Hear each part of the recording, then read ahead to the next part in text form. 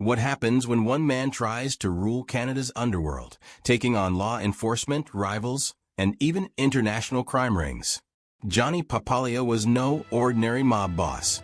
Known as the Enforcer, he built a criminal empire that stretched across 8 provinces, ran multi-million-dollar scams, and left a lasting mark on Canada's crime history. But as his power grew, so did the enemies closing in from all sides. How did Papalia's rise lead to one of the bloodiest tales in Canadian organized crime? Let's talk about Johnny Papalia. Who was he really? One word: ruthless. The best way to sum up Johnny Papalia is that he was someone who took pleasure in fear. He actually enjoyed unsettling people. While Canadian crime figures may not be as famous as their American counterparts, some, like Johnny, definitely made their mark. In today's video, we'll dive into the life of Johnny Joseph Papalia, the notorious leader of the Hamilton-based Papalia crime family. Known to his close associates as Johnny Pops, to most others, he was simply Johnny the Enforcer. As one judge put it, the fear of Papalia overshadowed even the fear of God. We'll explore not only his personal life, but also how he built an empire and became one of North America's longest-reigning mob bosses. Born in Hamilton on March 18, 1924, into a family steeped in the mob life, it seemed like Johnny was destined for crime. He was one of 7 boys who idolized their bootlegger father, a man Johnny admired for managing to put food on the table and even own a car despite being an illiterate immigrant. Johnny wanted a life just like that. As a teenager, Papalia was already a force to be reckoned with, earning a reputation as a scrappy, small-statured gangster at just 5 feet 8 inches, but with a fiery temper. He'd regularly lead his gang in neighborhood break-ins and, by 19, had lived enough of a wild life to contract syphilis. Quick to anger, Johnny harbored a grudge about his illegitimate birth and would lash out at anyone who dared call him a bastard, sometimes leaving them bruised and bloodied. He also developed a deep resentment toward the Canadian government, which once wrongly imprisoned his father over alleged support for Mussolini's regime. Although his father was eventually freed, Johnny's hatred for authorities only grew, leading him to refuse service in World War II. Instead, in 1943, he left Hamilton for Toronto, joined a gang, and embarked on a career as a professional burglar. Papalia's first gang included characters like Paul Volpe, the Pascal brothers, and Alberta's underworld players. Toronto offered young Johnny a taste of the life he wanted: bank heists, store robberies, and drug deals, often with the notorious Harvey Chernak, a major heroin supplier. Although Papalia himself wasn't particularly intimidating, his choice of partners could make people think twice. His criminal career hit its first roadblock on January 27, 1944, when he was arrested for dodging the draft. However, officials eventually let him go due to his health issues and repeated run-ins with the law. Not long after, Papalia and his gang hit a Toronto bank, a heist many believe gave him the initial funds to build his criminal network. Papalia, with his usual dark humor, would later refer to that bank as our bank. In 1945, Papalia faced his second arrest, this time for burglary, but he managed to get a relatively short sentence. By 1949, he was back in court on serious narcotics charges. At his trial, Papalia pleaded his case, claiming he needed heroin to cope with the pain from his syphilis, a move that earned him some sympathy and a shorter sentence at a reformatory. During this time, the government attempted to strike a deal, promising him a reduced sentence if he provided information on the heroin trade. Johnny, however, refused, and his reputation soared as a man of loyalty and silence, gaining him respect in the underworld. Upon his release in 1951, he headed to Montreal on a summons from mob leaders Luigi Greco and Carmine Galante of the Bonanno family. They were impressed by Papalia's dedication and soon introduced him to Vincenzo Cotroni, Montreal's mob boss, who appointed him as an agent in Ontario. From 1954 to 1955, Johnny ran various mob operations, from taxi companies to extorting protection money from local businesses.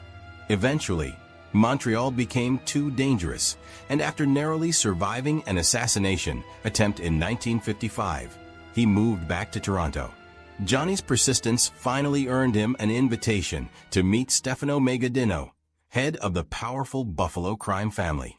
He was formally inducted as a made man and appointed leader of the Papalia family in Ontario. This marked a new chapter for Johnny.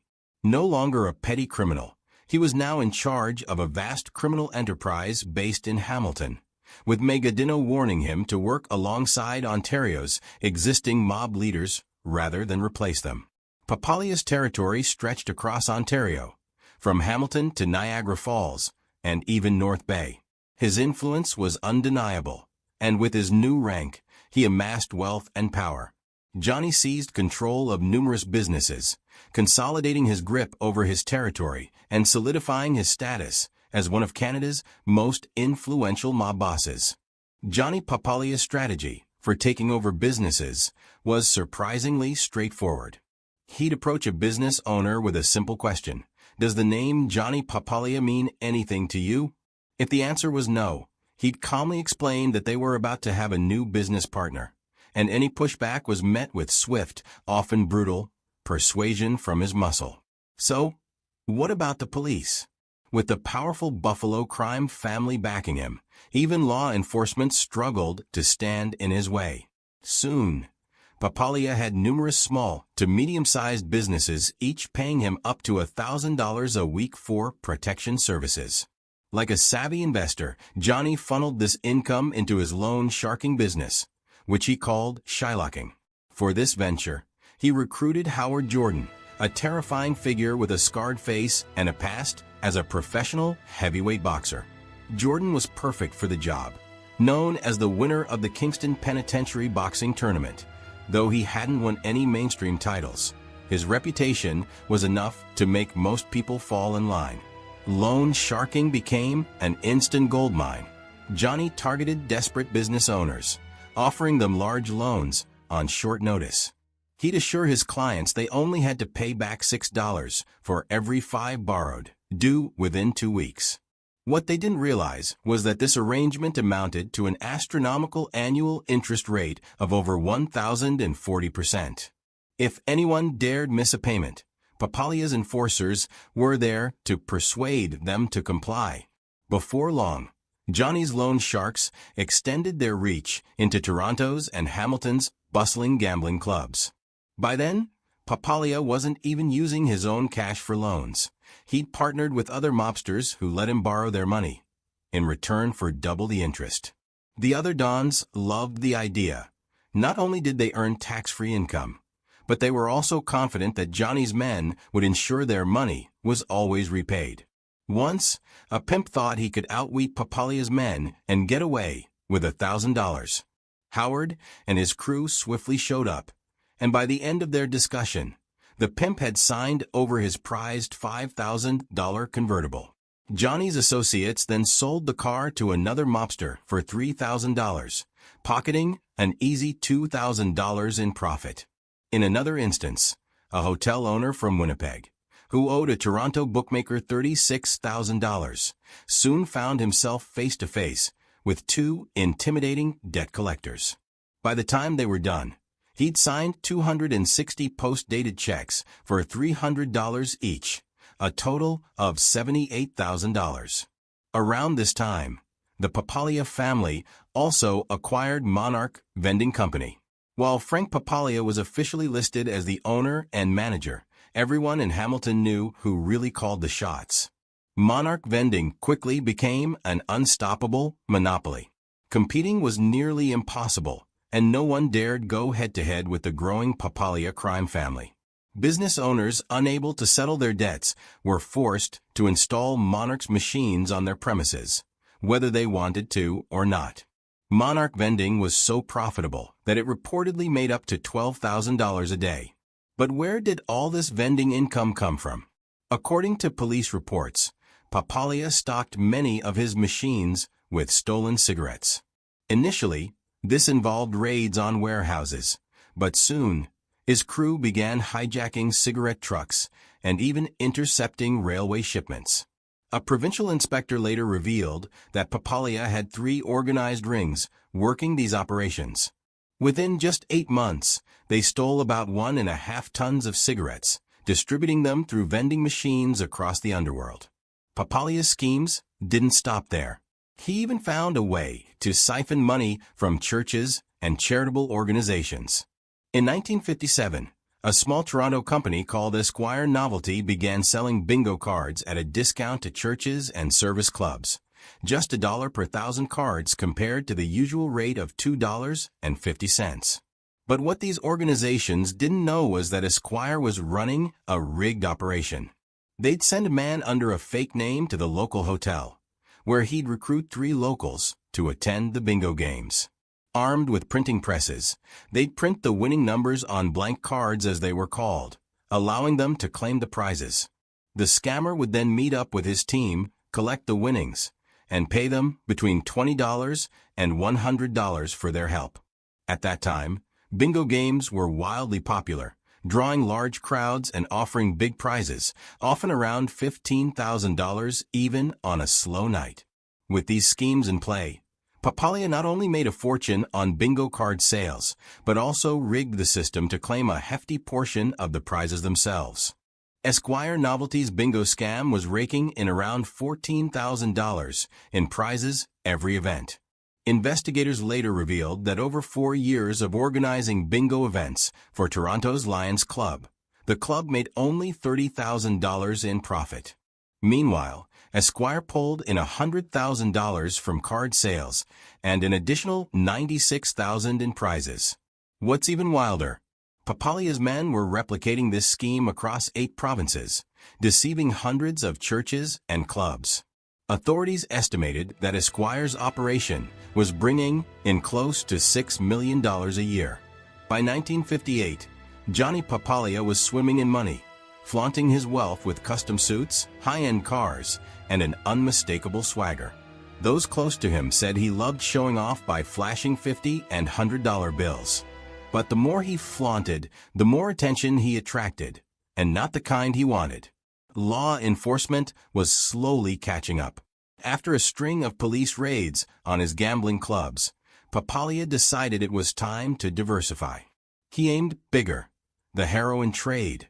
In October of that year, with permission from Stefano, he reached out to Vincent and Frank Caruso of the Genovese crime family. His proposal? To smuggle heroin into the U.S., needing an insider to handle distribution. The following year, in 1959, he was invited to a secretive New York meeting. Experts believe it was the infamous meeting that established the French Connection smuggling network. Papalia was the only Canadian present, introduced to the others as the man overseeing Southern Ontario for the Buffalo crime family. The French Connection was no small-time operation. This network supplied over 80% of America's heroin from the 1960s through the 1970s, transporting tons of heroin from poppy fields in Turkey and Southeast Asia through France and into North America. The profits were unimaginable. Even with this new cash flow, Papalia was still determined to dominate Toronto's lucrative gambling scene. However, one man stood in his way: Max Bluestein, who controlled Toronto's legal gambling scene and had somehow kept the mafia at bay. Bluestein's Lakeview Club alone brought in over $13 million annually. He was a wealthy man who wasn't shy about his success, owning apartments and a finance company as well. Then, on March 21, 1961, Johnny spotted Bluestein at a local tavern and sent over a drink, a symbolic offer of partnership. But Bluestein, unaware of his position, arrogantly refused, saying if some punk wanted to talk to him, he should come over himself. The tension escalated as the night wore on. After a few more drinks, Bluestein's confidence grew. He told his friends to leave, insisting he'd handle Papalia's men himself. Eventually, he staggered over to Johnny's table, but refused to sit down. In an instant, 2 men appeared behind him, hitting him with a blackjack. Bluestein, in defense, pulled a pocket knife and managed to stab one attacker, but he was soon overpowered. What followed was nothing short of a brutal semi-execution. A local columnist described it as the worst beating possible without actually killing a man. Bluestein was pummeled with fists, brass knuckles, blackjacks, and iron bars. His cheekbones were shattered, his scalp split open, and glass from a broken bottle was ground into his mouth. 10 days later, when a reporter visited him, he looked like a piece of meat. Despite happening in full view of onlookers, no one reported the attack, marking it as the most remarkable case of mass blindness in Canadian history. Public outcry grew, and columnist Burton's relentless pursuit of justice pressured authorities to take action. Papalia was eventually forced to turn himself in. At his trial, over 100 witnesses refused to testify, visibly terrified, even in front of the jury. Still, Johnny was found guilty of assault and sentenced to 18 months in prison. With Papalia locked up, journalists continued digging into his life. One profile claimed Johnny dreamed of being Canada's Al Capone and alleged a reputation as a compulsive womanizer. But Bluestein's beating had lasting effects. Though he maintained his gambling empire, he grew increasingly paranoid. By 1973, he was committed to a mental institution after murdering a friend, and he later died of a heart attack. The Bluestein incident was only the beginning of Papalia's troubles. In July 1963, he was ordered extradited to the United States, facing trial for his role in the French Connection. As he was taken away, Papalia shouted to reporters, "I'm being kidnapped. Help." According to then U.S. Attorney General Robert F. Kennedy, the French Connection case was the most significant penetration of the international drug trade. Shockingly, Johnny pleaded guilty, receiving a 10-year prison sentence. Meanwhile, back in Italy, he was tried in absentia and sentenced to another 10 years for gangsterism, which prevented him from ever returning to his homeland. While he was behind bars, the Buffalo crime family wasted no time replacing him. Stefano promoted Johnny's rival, Salvatore Sabetta, to represent the Buffalo family in Ontario. Then, on January 25, 1968, after serving less than half his sentence, Papalia was released and returned to Canada. He was greeted like a king by Hamilton's underworld figures, but Toronto, his prized territory, had been handed to Paul Volpe by Stefano. Despite being denied control of Toronto, Johnny adapted and took on a more Godfather role.